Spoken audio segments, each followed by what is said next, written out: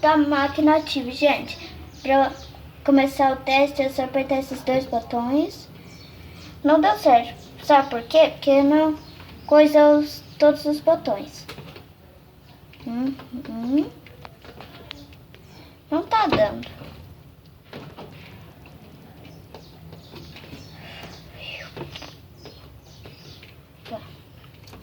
Não tá dando.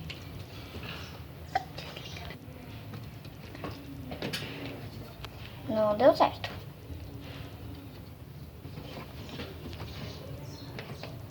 Deu certo, gente. Agora, para você fazer o teste, é só girar esse botãozão. Agora acendeu aqui. Vai girando, testando um por um. Agora acendeu aqui. Vai girando.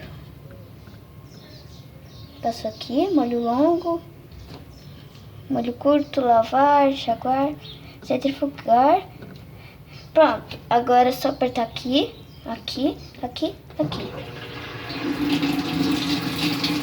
Então vai continuar enchendo. Aí você vai apertando esse botão de nível de água para mudar os programas. Por 15 minutinhos você pode esperar, eu acho, para mudar o programa.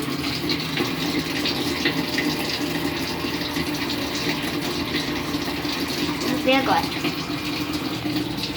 Ó, pulou. Agora tá soltando o amaciante. Depois é o alvejante. Depois começa a lavar.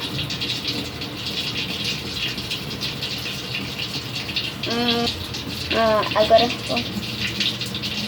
pulou. Agora tá soltando o alvejante. Agora vamos esperar pra a máquina começar a agitar a roupa. Porque a máquina enche.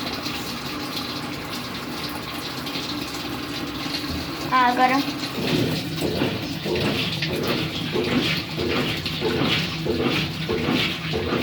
começou a agitar. Vamos lavar. Ela tá com o cesto travado porque tem pouca água.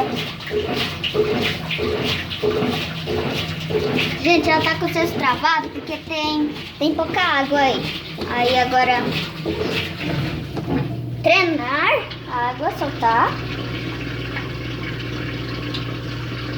Tá soltando.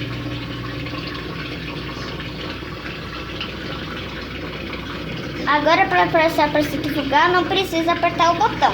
Ela só passa diretamente.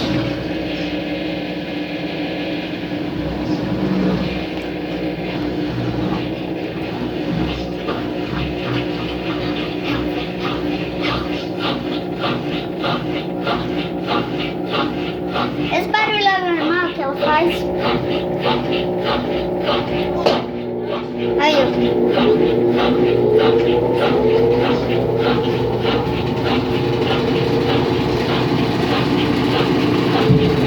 teste terminou. Agora é só apertar um desses botões ou apertar aqui. Acho que tem que esperar também pra ligar.